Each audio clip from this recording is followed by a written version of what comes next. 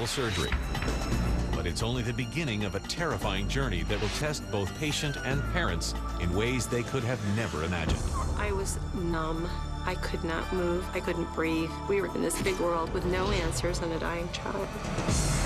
Then, a seemingly routine blood test sends an entire lab into crisis mode. The only question now is, can they find the answers in time to save Jake Geiger's life? My whole body was rebelling. I had no idea what was going on. I thought, oh my God, my son's gonna die. When illness strikes, we look to doctors to give us answers. But what if they can't? For these unlucky patients, diagnosis is a mystery.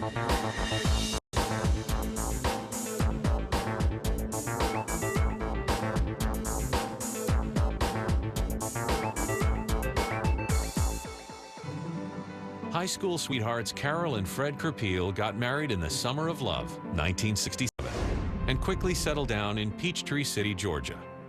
More than anything, they looked forward to starting a family. But that simple dream would soon turn into a major struggle.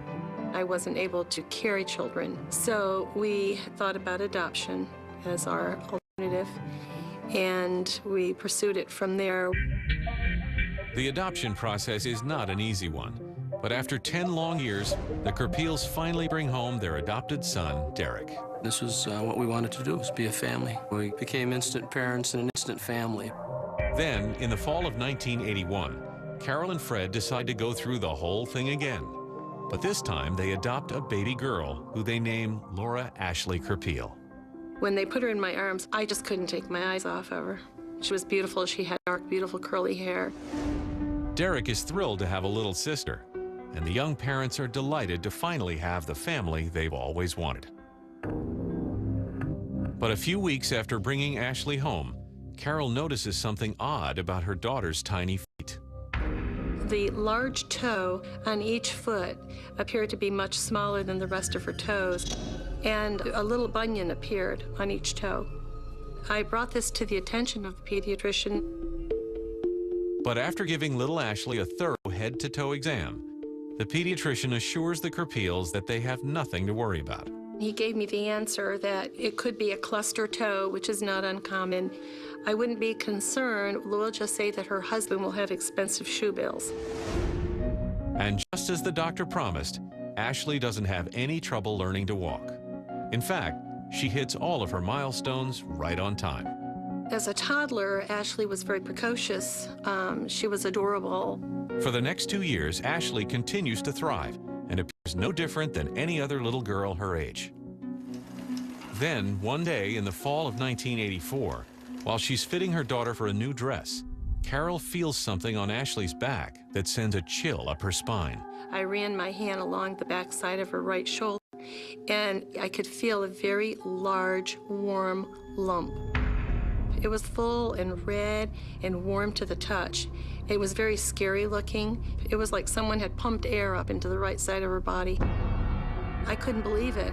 It was as if you got bit by a wasp or a yellow jacket, but in a much, much bigger area. I mean, it was like the size of a man's hand. I was so panicky, I just couldn't think of anything else but this lump on her back. So we went into the emergency room, we brought our child and said, here we are, please someone see her. While the Kurpiels wait and worry, their little girl undergoes an extensive battery of tests. Everyone wanted to come in and see who this little girl was with this mysterious lump on her back. There were so many doctors coming in and out of there, a lot of whispering, a lot of second guessing. So you're sitting there waiting and you want answers and no one seems to be giving you the answers. The pediatric surgeon believes he can get closer to answering some of these questions, but only if he first secures a biopsy of the lump. Carol and Fred quickly agree. And when 3-year-old Ashley is wheeled into the OR, they're hoping the whole ordeal will soon be over. After they finished with the biopsy, we were told to return home and that we would get a call that evening if the results came through. That night, the phone rings, but the call brings more questions than answers. He said, I just called to give you some news. She has infantile fibromatosis. Infantile fibromatosis fibromatosis is a benign but aggressive tumor that usually appears in young children on the head, neck, or shoulder. They often grow rapidly and can invade the child's muscles, nerves, and tendons. They explained that it wasn't a malignant cancerous tumor or anything like that. You know, it wasn't a major problem. He more or less indicated that we're not going to do anything, we're just going to watch it. And I couldn't quite understand what he meant by just watching it. You didn't watch tumors, you didn't watch cancer, you had surgery. And we looked at each other and said, maybe a second opinion would be appropriate. Taking matters into their own hands, the Kurpiels immediately set up an appointment with an oncologist. Little did they know their world is about to be turned completely upside down. The doctor said that infantile fibromatosis needed to be dealt with through surgery. This was not anything that you watched. The oncologist orders a CAT scan. And when the findings come in, alarm bells go off. It appears as though the growth has already spread into Ashley's right arm. And if he doesn't surgically remove the tumor immediately, it will continue to grow. Suddenly faced with this drastically different opinion, Carol and Fred aren't sure what to do.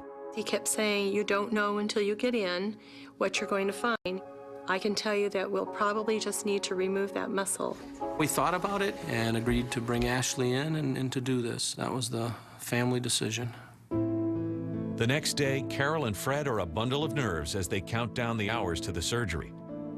They do their best to keep it together for the sake of their little girl.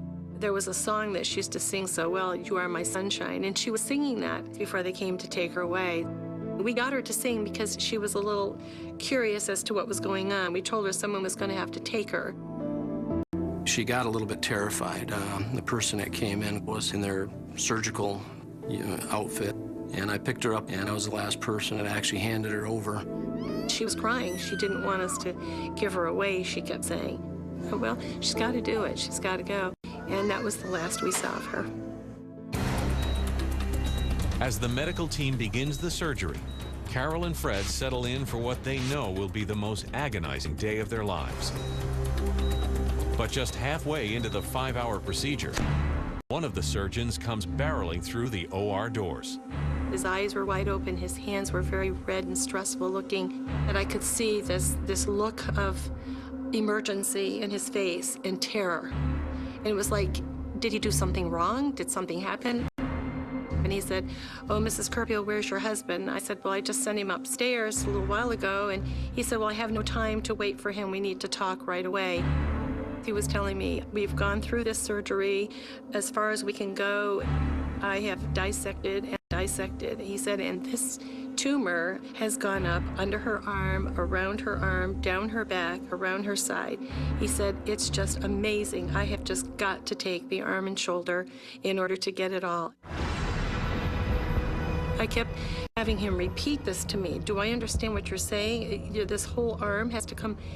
And he said, yes. He said, and I don't have time to wait for your husband. I have to have your permission. We need to get this arm off.